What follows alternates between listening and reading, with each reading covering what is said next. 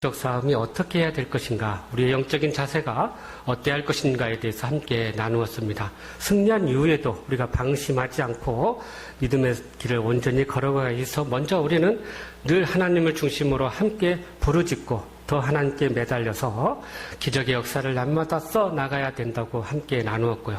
또한 우리가 하나님과 또 모든 사람들 앞에서 약속했던 것들은 반드시 지키고 또 서원했던 것들은 반드시 이루면서 그렇게 하나님께 영광을 돌리자고 했고요. 나아가서 우리 앞에 있는 많은 제약들 또 문제들을 우리가 제거하고 멀리할 것들은 멀리함으로 인해서 더 온전하고 더 거룩한 모습으로 주님을 따르자고 함께 은혜를 나누었습니다. 그래야 할 때 우리는 승리 이후에도 흔들리지 않고 더 믿음 안에서 영적인 싸움으로 함께 해나가게 될 줄로 믿습니다. 지난 한 주간도 이렇게 주신 말씀 붙들고 또 순종하면서 그렇게 승리하게 된 줄로 믿습니다. 스포츠 경기를 이렇게 보다 보면요, 참 가장 짜릿하고 가장 참 기쁜 순간이 어느 때냐면 우리가 응원하는 팀이 처음에는 지다가 역전하는 그런 경기를 볼 때 가장 즐겁다고 합니다. 반대로 가장 스포츠를 보면서 기분이 나쁘고 안 좋았던 것은 우리 팀이 잘하다가 마지막에 역전을 당하는 것은 아주 어떻게 보면 이 경기를 보는 입장에서 굉장히 어려운 마음을 가져다 준다고 합니다. 저도 한 번은 이 고척 스카이돔에서 작년에 이렇게 야구를 하기 위해서 저희 아들하고 한번 가서 이제 처음으로 그 야구장을 방문해 봤는데요. 저희가 응원하는 팀이 참 압도적으로 경기를 이끌어가지고 우리 팀에서는 에이스가 나와가지고 8회 말까지 5대 0으로 이기고 있었어요. 그래서 야, 이제 이겼다. 우리가 이제 끝날 때 나가면 복잡하니까 이제 나가자 하고는 9회 초 때 이렇게 나왔단 말이죠. 그러고 나서 집에 이렇게 도착해 봤는데 그 경기가 세상에 바뀌어가지고 6대 5로 역전패를 당했다는 거예요. 뉴스를 보니까 얼마나 황당하래요. 그때까지 5대 0으로 이겼던 경기가. 알고 봤더니 한 선수가 이 수비를 하다가 우리 팀 선수가 수비를 하다가 이게 잠깐 실수를 했답니다. 근데 이 실수를 한 것이 투수의 마음에 굉장히 어려움을 줘서요. 투수가 흔들려 버렸어요. 그래서 그 투수가 이렇게 흔들리기 시작하면서 공을 던진 것이 그냥 이 대량 실점의 빌미가 돼서, 그러니까 9회 말에 그냥 한꺼번에 6점을 내줘서 승리를 빼앗겨 버린 그런 사건이었던 거예요.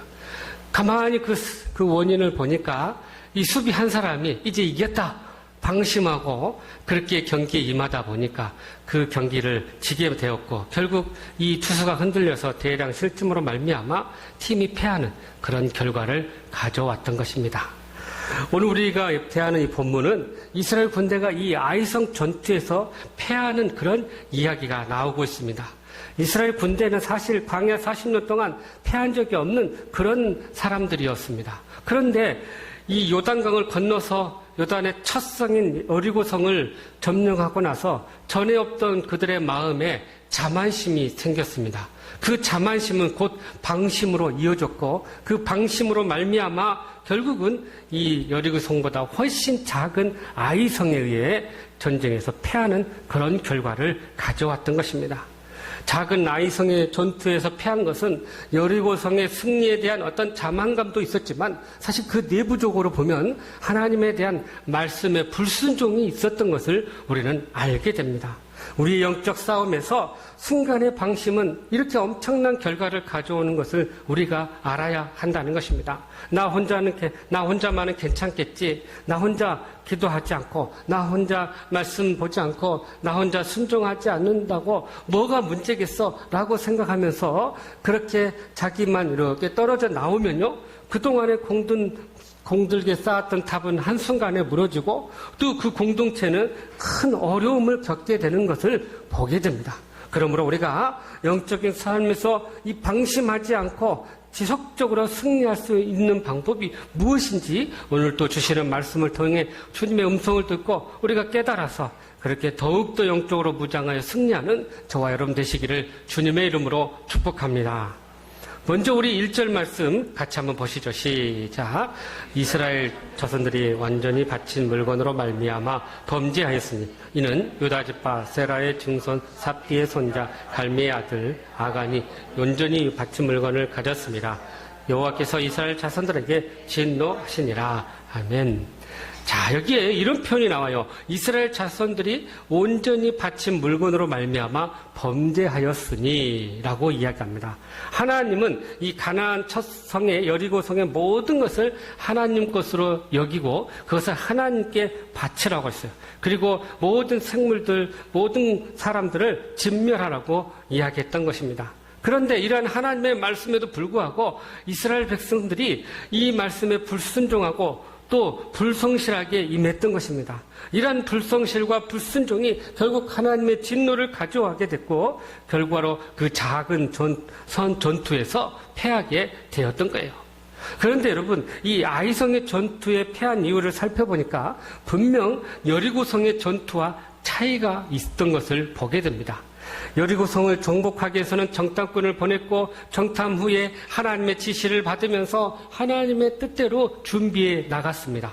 그러나 아이성을 공격할 때는 정탐꾼의 보고를 받은 후에 하나님의 지시를 받았다는 말씀이 전혀 나오지 않는다는 것입니다. 오직 인간의 계획과 인간의 전략만이 이곳에서 나왔던 거예요. 또한 이 여리고성을 점령하기 위해서 이스라엘 백성들을 스스로 성결하게 했습니다. 그래서 이 적진 앞에서 할례를 행하고 유월절을 지키고 항상 법궤를 중심으로 그들이 움직였던 거예요. 그러나 이 아이성 전투에서는 더 이상 그들은 하나님을 의지하지 않고 또 어떤 성결한 그런 모습으로 준비하지 않았던 것입니다. 모든 것이 인간 중심의 모든 전쟁이었다라는 거예요. 또한 여리고성의 공격은 철저히 하나님을 중심으로 하나님의 뜻대로 순종하면서 이루어졌지만 그러나 아이성 공격할 때는 더 이상 하나님을 의지하지도 않았고 그 전쟁에는 하나님은 없고 그들의 노력과 그들의 힘만 있었다라는 것입니다. 그 결과가 바로 이 전쟁의 패배로 그 모든 것들이 다가왔던 거예요. 정리하면 이 아이성 전투의 패배는 아간이라는 한 사람의 범죄와 불순종도 있었지만 이스라엘의 자만감에 따른 방심이 패배의 결정적인 원인이었음을 우리가 알게 됩니다. 한때는 예수님을 잘 믿고 열심히 봉사하고 열심히 충성했던 사람들이 어느 날 갑자기 실패하고 참담한 그런 절망의 나락으로 빠지는 이유가 종종 있습니다. 무엇 때문에 이런 일이 생길까요? 작은 죄, 작은 실수에서 오는 방심이라는 것입니다. 여러분, 이런 말이 있습니다. 예수님은 구름 타고 이 땅에 오신다고 했지만 마귀는 우리의 틈을 타고 우리에게 다가온다라고 이야기하고 있습니다. 마귀는 작은 틈을 타서 우리에게 와서 우리를 현혹하고 우리를 넘어지게 하고 그래서 주님으로부터 멀어지게 하는 그런 영향을 준다는 것입니다. 그래서 포도원을 허는 여우, 다시 말하면 마귀를 의미한데 그들이 이렇게 우리의 공동체와 우리의 가정을 무너뜨리려고 틈을 찾아서 우리에게 다가온다는 거예요. 그러니까 우리는 그 틈을 잘 메꾸고 그 틈을 들어오지 못하도록 막아야 한다는 것입니다. 그래서 바울 사도도 에베소 4장 27절에 보니까 이런 표현을 썼어요. 마귀에게 틈을 주지 마라라고 강조했던 것입니다. 우리가 영적으로 잠시만 방심하고 틈을 보이면 마귀는 우리의 틈을 이용해서 우리를 넘어뜨리게 한다라는 것입니다. 그래서 잠시라도 부정적인 생각이 우리에게 이렇게 나오게 되면 우리는 예수님의 이름으로 그것들을 물리치고 항상 물샐 틈 없이 빈틈 없이 영적으로 우리가 무장했을 때 이 마귀의 시험을 우리가 물리치게 된다는 것입니다. 이 사회적으로 크게 성공하고 또 목회적으로도 아주 유명해진 분들이 간혹 이렇게 보면 한 방에 훅 가는 일들이 종종 있습니다. 왜 그럴까요? 바로 이러한 방심 때문이라는 것입니다. 그러니 우리가 이것을 철저히 정말 주의하고 삼가하면서 이러한 일로 인해서 우리가 넘어지지 않도록 우리를 잘 보호하고 또 우리를 삼가 다스릴 수 있어야 한다는 것입니다. 본전에 이 아간이라는 사람이 나오는데요. 아간이라는 이름은 이 문제거리 또는 골칫덩어리 그런 의미를 가지고 있습니다. 그에 대해서 소개하기를 유다 지파 세라의 증손 또 삽디의 손자 갈미의 아들 아간이라고 성경은 소개하고 있습니다. 이렇게 성경이 이 한 사람을 소개할 때 보통 일반적으로는 아버지만을 소개하는데 이렇게 길게 그의 지파와 증조부까지 소개하는 것은 이 아간의 범죄가 너무나도 중대했기 때문에 그의 모든 소속을 아주 자세하게 밝히고 있는 것을 보게 됩니다. 그런데 이 아간이 아주 중요한 실수 두 가지를 하게 돼요. 하나는 자기가 하나님 앞에서 범죄하면 하나님이 모를 걸로 생각했던 것입니다. 흔히 이렇게 많은 사람들 중에 내가 이 금덩이 하나, 은전 몇 개, 신할산의 옷 한 벌을 숨겼다고 하나님 이걸 아실까? 그렇게 생각한다는 거예요. 그러나 여러분, 이것은 마귀가 우리에게 주는 유혹이라는 것입니다. 틈이라는 것입니다. 그것을 가지고 우리를 넘어뜨리게 한다는 거예요. 지금 지구상에 몇십억의 사람들이 사는데 내가 하나님 앞에 잠시 이렇게 불순종하고 범죄한들 하나님이 정말 알고 계실까? 라고 방심하며 범죄하게 된다는 것입니다. 그러나 여러분, 그 답은 분명히 하나님은 다 알고 계신다는 사실입니다. 하나님은 모든 것을 보고 계시고 모든 것을 알고 계신다는 것입니다. 그분을 속일 수도 없고 우리의 죄를 감출 수도 없다는 것을 우리는 분명히 기억해야 한다는 것입니다. 사람이 못 본다 할지라도 하나님은 보고 계신다라는 의식을 가지고 우리가 살아야 한다는 것입니다. 두 번째 아간의 실수는 자기의 죄가 이 이스라엘 전체에게 영향을 줄 것으로 전혀 알지 못했다는 것입니다. 아간은 단지 자기 눈에 보이는 이 귀하게 보이는 금덩어리 또 은전들 이 옷을 이렇게 갖고 싶은 마음에 빠져서 그것을 자기 장막에 감추었던 거예요. 그러나 이 작은 행동이 결국 이스라엘 전쟁을 패하게 만들었고 하나님과 이스라엘과의 관계를 단절하게 만드는 결정적인 원인이 되었던 것입니다. 이스라엘은 이 하나님과의 말씀으로 묶여있는 그야말로 언약 공동체이고 유기적인 공동체입니다. 하나님의 말씀을 지키는 것은 한 사람의 문제가 아니고 한 사람의 책임이 아니라는 거예요. 이스라엘 전체가 함께 유기적으로 연결된 공동의 책임이고 또 연대적인 책임이라는 것입니다. 그래서 아간 한 사람의 범죄가 결국 하나님 앞에서 이스라엘의 전체의 불순종으로 나왔다는 것을 오늘 1절은 이렇게 이야기합니다. 그래서 아간이 범죄했다고 안 하고 이스라엘 자손들이 범죄했다고 이렇게 말씀하고 있는 것입니다. 그런데 문제는 이러한 한 사람의 불순종이 이스라엘의 전쟁에 또 이스라엘의 모든 앞날에 이렇게 직접적인 영향을 주고 있다는 사실에 우리는 주목하지 않을 수가 없는 것입니다. 이는 결국 우리가 하나님과의 관계가 무너지면 우리의 모든 삶이 무너질 수밖에 없고 우리의 모든 인생은 실패할 수밖에 없다는 것을 말씀해 주고 있는 것입니다. 반대로 우리의 승리는 결국 하나님의 손에 달려있기 때문에 우리는 하나님만 의지하고 나아가야 한다는 것을 또한 역설적으로 강조하고 있는 것입니다.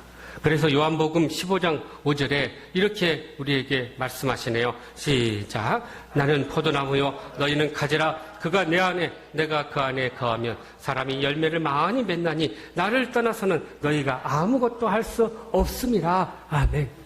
그러니까 우리가 주님 안에서 많은 열매를 맺지만 주님을 떠나서는 아무것도 할 수 없다라고 분명히 말씀하고 있습니다.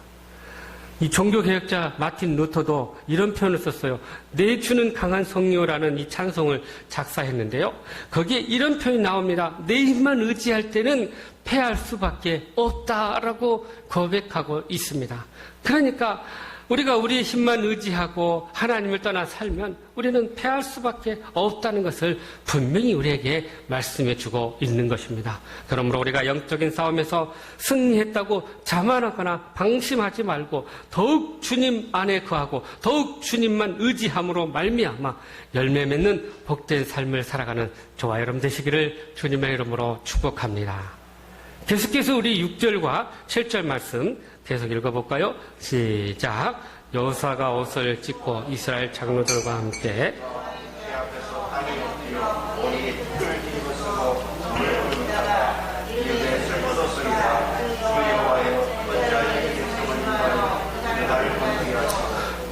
아무리 사람의 손에 넘겨 멸망시키려 하시나이까 우리가 요단 저쪽을 만족하게 하여 거주하였다면 좋았을 뻔하였나이다. 아멘. 자, 하나님이 이렇게 함께하지 않은 전쟁의 결과가 어떻게 됐냐? 이렇게 참혹한 또 너무나 당연한 결과를 얻게 됐습니다. 그랬을 때 이스라엘 백성들의 반응이 나오는데 그게 5절 하반절에 이런 표현이 나와요. 백성의 마음이 녹아 물같이 되었다라는 표현이 나옵니다. 이 표현을 종교개혁자였던 칼빈이 이렇게 해석을 하고 있습니다. 36명의 죽음과 3,000명의 도망으로 인해서 두려움을 의미하는 게 아니라 하늘로부터 오는 공포를 의미하다. 즉 하나님으로부터 버림받았다는 것을 느끼는 그러한 공포였다라고 이 마음이 녹아 물같이 되었다는 것을 칼빈은 이렇게 해석했던 거예요. 그러니까 이것은 사람과의 전쟁에서 패한 게 아니라 하나님이 우리를 지켜주지 않고 우리를 버리셨다라는 그 공포감 때문에 그들의 마음이 물같이 녹아버렸다라고 여겼던 것입니다. 사실 이스라엘들이 광야 생활하면서 참 수많은 하나님 앞에 불순종하고 그로 인해서 하나님의 징계를 받은 일들이 있었습니다. 그러나 이 아이성과의 패배는 다른 차원의 두려움이었어요. 그것은 하나님께 버림받았다는 그런 두려움이었던 거예요. 여러분, 사람에게도 버림받으면 얼마나 큰 고통이고 상처인지 모릅니다. 그러나 하나님으로부터 버림받은 감정은 그 어떤 것으로부터 비교할 수 없는 큰 절망과 두려움이라는 것입니다. 그 두려움을 느낀 이 여호수아가 어떻게 했냐면 이 자기 옷을 찢고 하나님의 궤 앞에 땅에 엎드려서 이 머리에 티끌을 뒤집어 쓰고 날이 저물도록 있었다라고 성경은 이야기하고 있습니다. 여기서 옷을 찢은다는 말은요, 아주 극단의 그 비통한 심정, 또 애도의 표현이고요, 또 의분의 표현이라고 합니다. 그리고 이 머리에 티끌, 죄를 뒤집어 쓰는 것은 그만큼 내가 수치스러운 일을 당했다라는 수치스러움의 행동이라는 것입니다. 얼마나 이렇게 참 수치스럽고 얼마나 참 극단의 그 비탄한 그런 표현을 이렇게 몸으로 드러냈던 거예요. 그러면서 이 여호수아가 하나님 앞에 물었습니다. 하나님, 왜 우리가 패배했습니까? 왜 우리가 패배를 당해야 됩니까? 도대체 뭐가 문제입니까? 뭐가 우리가 하나님 앞에 잘못한 게 있습니까? 그렇게 하나님의 뜻을 구하며 잠잠히 여호수아와 장로들이 하나님 앞에 엎드렸던 거예요. 그리고 간절히 이렇게 외쳤습니다. 슬프도소이다 주 여호와여, 어찌하여 이 백성을 인도하여 요단을 건너게 하시고 우리를 아모리 사람의 손에 멸망시키려 하십니까? 라고 통곡하며 하나님 앞에 자신의 모든 억울한 심정을 표현했던 것입니다. 여호수아의 이 비탄과 슬픔은 이 두 가지 이유를 가지고 있어요. 첫 번째는 이 하나님의 약속이 지키지 않은 것에 대한 슬픔이었습니다. 하나님께서 이 여호수아를 모세의 후계자로 삼으시고 그에게 해주신 말씀이 있어요. 여호수아 1장 9절에 나오는 표현인데 이런 말이에요. 네가 어디로 가든지 형통하게 될 것이고 어디서 뭘 하든지 너희는 승리하게 될 것이다 라고 분명히 약속해 주셨습니다. 그러니까 그들이 가는 길마다 그들은 승리하고 형통할 것으로 믿었는데 지금 그 약속이 지켜지지 않으니 그 마음 가운데 큰 슬픔과 애통이 있었던 것입니다. 두 번째는 그가 가진 이 비탄과 슬픔이 어디서 나왔냐? 바로 하나님의 영광을 가리는 것에 대한 슬픔이었다는 것입니다. 여러분, 여호수아나 아이성의 전투의 실패를 계기로 하나님의 이름이 이 더럽혀졌을 것임을 슬퍼했던 것이에요. 여러분, 이름은 곧 실체이기 때문에 이 전쟁에서 패배는 하나님의 이름에 대한 명성을 더럽히는 결과를 가져왔던 것입니다. 36명의 죽음에 대한 애도가 아니었어요. 하나님의 이름과 그의 백성의 이름이 먹칠을 하고 결과적으로 하나님의 영광이 가려버렸다는 이것 때문에 그는 슬퍼했다는 것입니다. 그렇습니다. 우리의 실패와 패배가 우리만의 문제가 아니라는 것입니다. 이는 우리의 실패는 곧 하나님의 이름과 하나님의 영광과 직결되어 있다는 거예요. 우리는 하나님의 자녀이고 또 하나님이 세운 직분자들입니다. 그래서 우리의 삶은 다 하나님과 관계되어 있기 때문에 우리의 실패는, 우리의 패배는 곧 하나님의 영광을 가리는 것임을 우리는 기억해야 한다는 것입니다. 세상 사람들은 말합니다. 하나님 믿는다고 하면서 왜 저렇게 실패하니? 왜 저렇게 망하니? 하나님이 정말 계신다면 그게 정말 가능한 일이니? 그러면서 말합니다. 하나님이 살아계신다면 삶으로 보여줘봐라. 그래서 우리는 우리의 자신만의 삶이 아니라 우리의 모든 삶이 다 하나님의 영광을 위한 것이어야 함을 분명히 우리에게 말씀해 주고 있는 것입니다. 애굽의 장군 보디발이 요셉의 삶을 보면서 야, 얘는 정말 하나님이 함께하고 계시는구나. 하나님이 살아계심을 그가 눈으로 보고 경험하고 입으로 고백했던 것입니다. 마찬가지예요. 우리의 삶을 통해서 우리 주위에 믿지 않는 자들이 우리를 보고 아, 정말 하나님이 살아계시구나. 아, 정말 하나님이 저와 저들과 같이 하고 있구나 라는 것을 경험할 수 있도록 해야 한다는 것입니다. 그러기 위해서 우리는 철저히 하나님의 뜻을 구하고 작은 죄라도 틈타지 못하도록 철저히 말씀 앞에 순종해야 한다는 것입니다. 그것이 바로 하나님을 우리의 삶 속에서 나타나게 하는 그러한 삶이라는 것입니다. 이렇게 여호와께서 여호수아가 하나님께 간절히 기도하자 하나님은 여호수아에게 이스라엘이 패한 이유를 이렇게 말씀해 주네요. 본문 11절 말씀입니다. 시작. 이스라엘이 범죄하여 내가 그들에게 명령한 나의 언약을 어겼으며 또한 그들이 온전히 바친 물건을 가져가고 도둑질하며 속이고 그것을 그들의 물건 가운데 두었느니라. 자, 그들이 패한 이유를 뭐라고 이야기해요? 언약을 어겼다, 바친 물건을 도둑질했다라고 두 가지로 이야기합니다. 그래서 이 도둑질하고 바친 숨긴 것을 온전히 멸하지 않으면 다시는 이스라엘과 함께하지 않겠다는 거예요. 이제야 여호수아가 자신들의 패배의 원인을 알게 되었던 것입니다. 그 패배의 원인은 거룩하신 하나님의 뜻에 불순종이었고 그것이 바로 그들의 삶에 결정적인 영향을 주었던 것입니다. 하나님과의 언약을 깨고 하나님께 바친 물건을 취하고 도둑질하고 감추었던 거예요. 이렇게 하나님과의 언약의 파괴는 합당한 대가를 치르게 합니다. 하나님은 신실한 분이시기 때문에 하나님의 말씀대로 순종하는 자에게는 무한한 은혜와 사랑과 복을 베풀어 주시지만 반대로 언약을 깨트리는 자에게는 무서운 징계를 내리신다는 사실입니다. 그래서 우리는 이 죄의 특징을 이렇게 5가지로 정리할 수 있어요. 첫 번째, 죄는 틈을 타고 들어온다. 그래서 우리는 절대 방심해서는 안 된다는 것입니다. 둘째, 죄는 연대성을 가지고 있다. 이것이 나만의 죄가 아니라 내가 지면 우리 공동체와 우리 가정에 영향을 줄 수 있다는 것을 우리는 인지해야 합니다. 셋째, 죄는 점차적으로 발전한다. 이것이 작은 죄에 내버려 뒀다가는요, 이것이 더 큰 죄로 돌아오게 된다는 것입니다. 넷째, 죄는 하나님과의 단절을 가져오게 된다는 거예요. 그래서 하나님으로부터 주어지는 모든 축복과 약속이 무효화되게 된다는 것입니다. 5번째, 반드시 죄는 심판을 가져오게 된다는 거예요.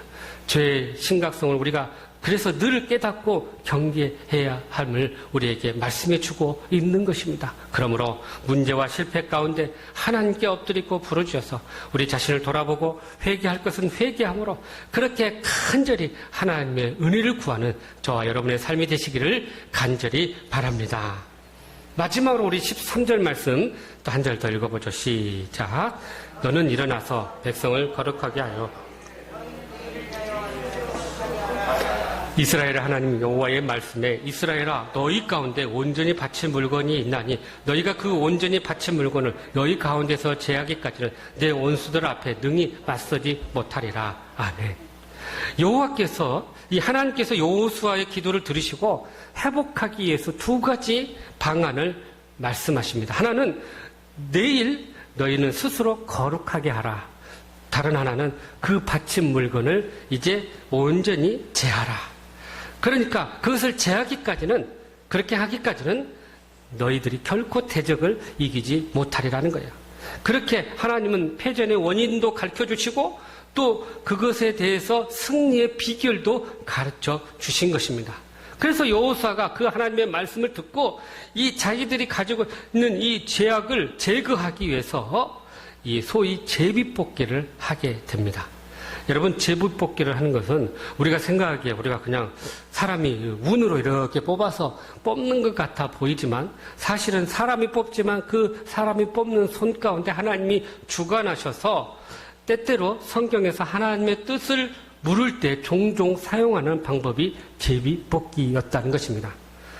그것을 뽑는 과정에서 그렇게 하나님의 뜻을 이루어 가시는데 여러분, 이스라엘 왕 첫 번째 왕이었던 사울왕을 선출할 때도 사무엘이 가서 그들 가운데 제비 뽑아서 사울을 왕으로 뽑았던 거예요.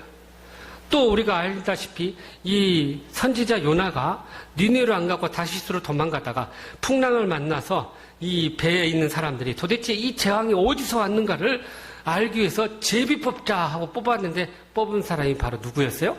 요나였어요. 더 우리가 나아가서 이 신약에 예수님의 12제자였던 가룟 유다의 이탈로 인해서 그 후임자를 뽑았는데 그 후임자를 뽑기 위해서 제비를 뽑았어요. 예, 바로 마띠아가 이 제비 뽑기를 통해서 뽑혔던 거예요. 선택됐던 거예요. 그러니까 여호수아도 이 제비를 통해서 이 죄인을 제거하기 위해서 가려냈는데 먼저 지파를 가려내고 그 다음에 족속을 가려내고 그 다음에 가족을 가려내고 그리고 그 가족 가운데 한 사람을 뽑아냈던 것입니다. 그 결과 유다 지파, 세라의 족속, 삽디의 가족, 갈미의 아들 아간이 잡혔던 것입니다. 여러분, 그냥 한 번만 해도 탁 가서 뽑았을 것인데 분명히 그럴 수도 있었을 것인데 왜 이런 여러 번의 과정을 거치게 했을까요? 이것은 우리가 지난번에 했지만 이 범죄한 자에게 회개할 기회를 주시기 위함이라는 것입니다. 마치 여리고성을 하루에 6번씩 돌면서 여리고성에 있는 사람들에게 회개할 수 있도록 기회를 주기 위한 듯이 이 아간에게도 그 기회를 줬는데 이 제비가 자신에게 떨어질 때까지 그는 숨기고 완고하게 버티다가 결국 모든 죄가 발각되었던 것입니다. 영영 이 회개할 기회를 놓치게 되었던 거예요. 여러분, 인간은 완전하지 않기 때문에 언제나 실수하고 죄를 지을 수가 있습니다. 그러나 성숙한 신앙, 지혜로운 신앙인들은 그것을 깨닫고 늘 자신을 돌아보고 성찰하는 사람이라는 거예요. 다시 말하면 회개하는 사람이라는 것입니다. 그래서 우리는 매일 이 저녁에 이제 잠을 청하기 전에는 항상 우리 삶을 돌아보고 혹시라도 하나님 앞에 범죄한 것들을 그날 거기서 다 해결할 수 있어야 한다는 거예요. 그래서 이 성자, 다시 말하면 거룩한 자는요, 이런 말이 있어요. 자신의 거룩하고 영광스러운 삶을 남기기 위해서 성자는 자서전을 쓰는 사람이 아니라는 거예요. 그럼 뭘 쓰냐? 자신의 부족함을 남기기 위해서 참회록을 쓰는 자가 바로 성자다라고 이야기하고 있습니다. 우리는 자기 거룩하고 영광스럽고 자기가 받은 축복들을 쓰기로 원해서 자서전을 자랑하면서 쓰기로 원하지만 사실은 진정한 성자는 자기의 부족함, 연약함, 하나님 앞에 범죄한 모습들을 쓰는 참회록을 쓰는 자라는 거예요. 그래서 여러분, 기독교 초기에 신학적 기초를 놓았던 성 어거스틴은요, 그가 노년에 쓰기를 그 위대한 자서전을 쓴 게 아니었어요. 바로 참회록을 쓰면서 자신의 삶을 돌아보고 자신이 이렇게 연약했다고 하나님 앞에 고백했던 것입니다. 이렇게 자신을 돌볼 줄 알고 또 그렇게 자신을 늘 성찰하는 사람들은 그렇게 하나님의 긍휼하심을 입게 될 것이고 더 성숙한 삶으로, 더 주님을 닮아가는 삶으로 나아가게 될 줄로 믿습니다. 그런데 여러분, 이 회개하지 않는 아간이 어떻게 됐을까요? 여호수아가 아간을 어떻게 처리했는가를 25절, 26절에 이렇게 말씀하고 있습니다. 보십시오. 시작. 여호수아가 이르되 내가 어찌하여 우리를 괴롭게 하였느냐? 여호와께서 오늘 너를 괴롭게 하시리라 하니 온 이스라엘이 그를 돌로 치고 물건들도 돌로 치고 불사르고 그 위에 돌 무더기를 크게 쌓았더니 오늘까지 있더라. 여호와께서 그의 맹렬한 진노를 그치시니 그러므로 그곳 이름을 오늘까지 아골 골짜기라 부르더라. 아멘. 여러분, 어떻게 처리했습니까? 먼저 아간과 그의 자녀들 모든 사람들을 돌로 쳤다는 것입니다. 돌로 치는 행위는요, 하나님을 모독하든지 또는 우상을 숭배하든지 또는 안식일을 범하든지 사람을 죽이든지 간음하든지 이런 극악무도한 사람들에게 행하는 아주 극단적인 행위였어요. 극단적인 그런 벌이었습니다. 그런데 이 아간의 행위가 바로 이 하나님을 모독하는 행위이기 때문에 놀랍게도 이 아간뿐만 아니라 그의 자녀들과 그의 모든 소유물을 다 쳐서 죽이고 불사르고 그리고 그에게 그들을 한꺼번에 돌 무더기에 묻게 되었던 것입니다. 이 죄의 결과가 얼마나 무서운가를 이렇게 보여주고 있는 거예요. 그래서 그 돌 무더기를 아골 골짜기라고 불렀던 것입니다. 이 아골이라는 말은 고통이라는 말이에요. 그러니까 고통의 골짜기라는 것입니다. 그래서 사람들이 그 돌 무더기를 보고 그의 마음 가운데 두 가지를 꼭 기억하게 했던 것입니다. 하나는 이 아간의 범죄가 이렇게 참혹하고 처참하다는 것을 사람들로 하여금 기억하게 하려고 했던 거예요. 한 사람의 범죄가 이스라엘 전체에 이렇게 큰 영향을 주었구나, 이렇게 온 가족이 몰살당하게 되었구나라는 것을 사람들로 하여금 기억하라는 것입니다. 그러니 죄가 이렇게 무섭다는 거예요. 그 결과가 이렇게 고통의 돌무더기, 심판의 돌무덤이라는 것을 보여주고 싶었던 것입니다. 다른 하나는 이 아골 골짜기에 이 돌 무더기를 보고, 자, 여기서 우리의 죄의 문제가 이제 해결됐구나. 하나님께 범죄한 이 모든 것이 이렇게 하나님의 심판으로 해결되어서 우리가 다시 회복할 기회가 열려졌고, 그 죄의 문제가 해결될 때 우리는 그곳이 더 이상 이 아골 골짜기, 고통의 골짜기가 아니라 회복의 골짜기, 또 소망의 골짜기, 은혜의 골짜기가 될 수 있다는 것을 보여주고 있습니다. 그게 바로 호세아 2장 15절에 이렇게 말씀하고 있어요. 보세요. 시작. 거기서 비로소 그의 포도원을 그에게 주고 아골 골짜기로 소망의 문을 삼아 주리니 그가 거기서 은대하기를 어렸을 때와 애굽 땅에서 올라오던 날과 같이 하리라. 아멘. 여기 봅니까? 이런 표현이 나와요. 뭐라고 나옵니까? 이 아골 골짜기가 소망의 문을 열어주게 된다는 것입니다. 여러분, 그러니 이 아골이라는 처참하고 고통스러운 장소가 소망의 자리로, 은혜의 자리로, 회복의 자리로 변화될 수 있다는 것을 우리에게 말씀해 주고 있는 것입니다. 그래서 바울사도도 로마서 5장 20절에 이렇게 말씀하고 있어요. 죄가 더하는 곳에 더욱 은혜가 넘쳤나니 라고 말씀했던 것입니다. 여러분, 그러니까 사실 죄가 있으면 그것으로 해서 우리가 끝나는 게 아니에요. 사실은 거기서 더 큰 은혜가 있다는 것입니다. 그렇게 하나님의 은혜가 임했을 때, 또 모든 것이 하나님의 뜻대로 처리되었을 때 26절에 여호와께서 그의 맹렬한 진노를 그치셨다고 말씀하고 있습니다. 이제 용서했다는 거예요. 다시 선민으로 회복됐다는 것입니다. 이처럼 처참한 고통의 골짜기에서 소망의 자리로, 승리의 자리로 바꿀 수 있는 비결은 우리 안에 이 아간의 그 불순종과 아간의 요소들을 불태우고 또 그것들을 제거할 때 그 하나님의 회복의 역사가 우리 가운데 임하게 된다는 사실입니다. 우리의 가정과 우리의 교회가 또 이 민족이 하나님의 축복과 형통을 누리려면 바로 내 안에 있는 이 아간의 요소들을 철저히 물리치고 불태우고 제거해야 한다는 사실입니다.